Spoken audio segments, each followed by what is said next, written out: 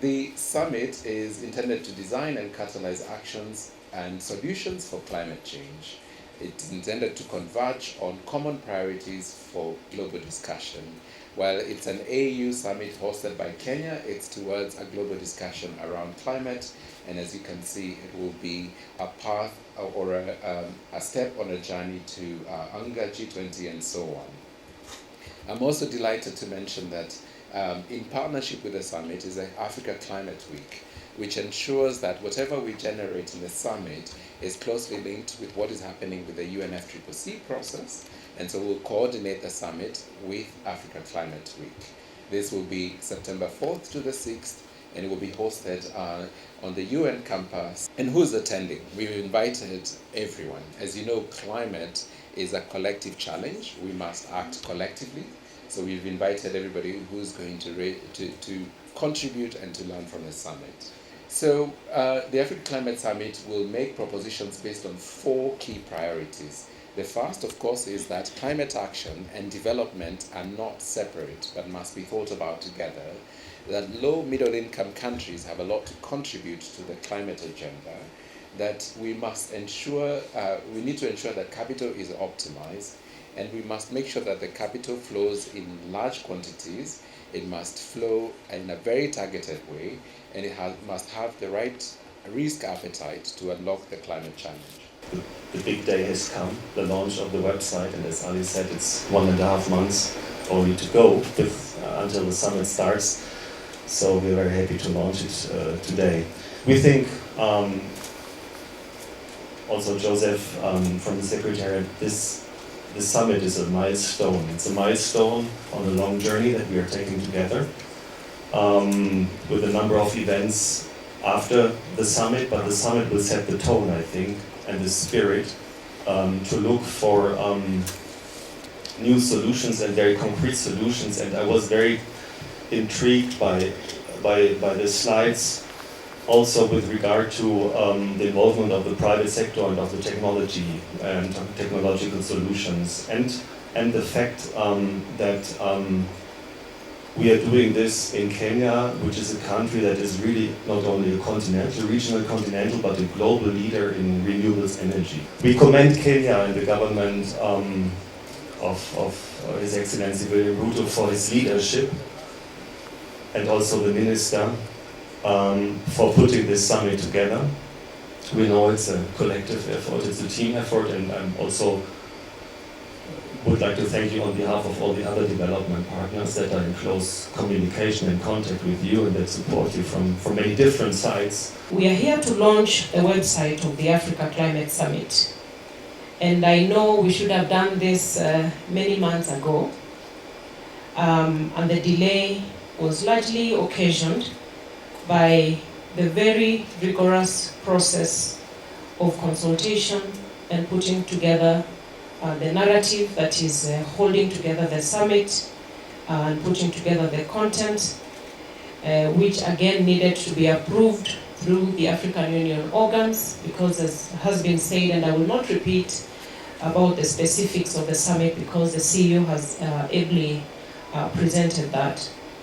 And therefore, to this extent, we just a few days ago, with the leadership of His Excellency President Ruto, we held a meeting of the Committee of African Heads of State and Government on Climate Change, that is CAHOSC, which the hybrid meeting was attended by several African heads of state and their representatives, and this then paved the way for us to have much of the content that is going to go into the summit. And the report from the meeting of CAHOSC that we held a few days ago, again, was approved yesterday, which is another very huge milestone at the media summit of the AU, which happened yesterday at the UN headquarters here in Nairobi. The development of this website, as well as support of the Africa Climate Summit communications, has been made possible with the generous support from the German government through GIZ, for which we are extremely, extremely grateful. Your Excellency, you will pass our message of gratitude to His Excellency the Chancellor and the government of Germany for this support.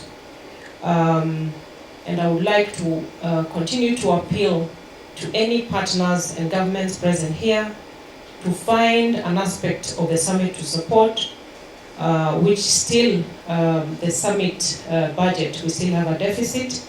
But at this juncture, just to, in addition to the German government, the Danish government, we have USAID having really supported us, IOM, the Global Energy Alliance for People and Planet, apart from donating the CEO to us, which is a huge, huge support, and we are not paying a coin towards that.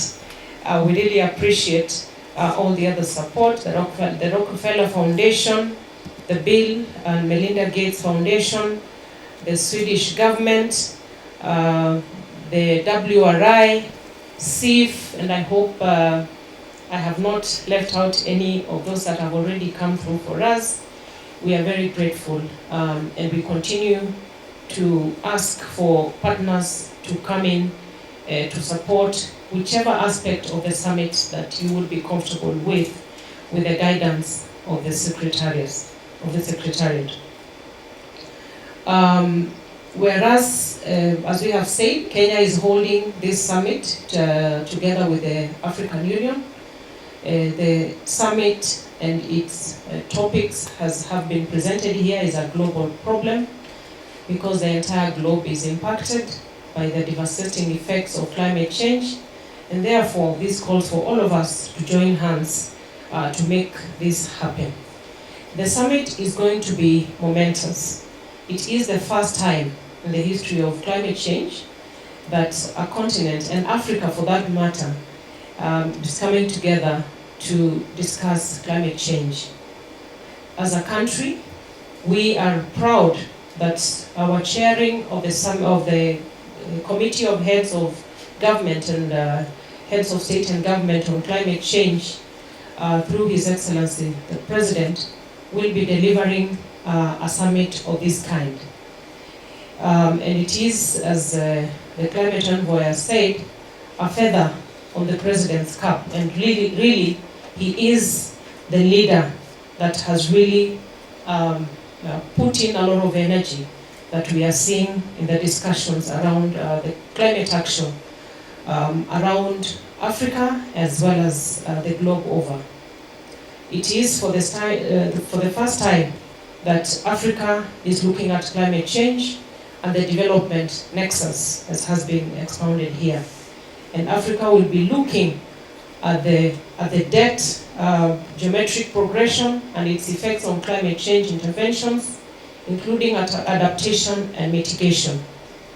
Africa will be bringing to the world its immense resources that include the vast untapped arable agricultural land, its critical minerals, its renewable energy potential, as well as the carbon sinks.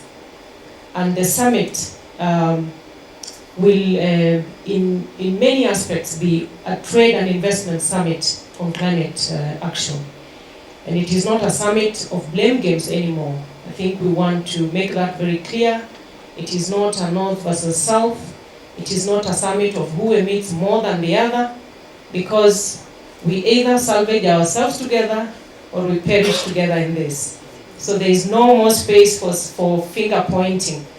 And Africa has stepped up to take its place, to identify its strong points in terms of the solutions, and with the ideas and the resources that we are projecting, when met by the capital that is required, as well as the technology, then we meet in the middle with the West, the North, and we push this through together.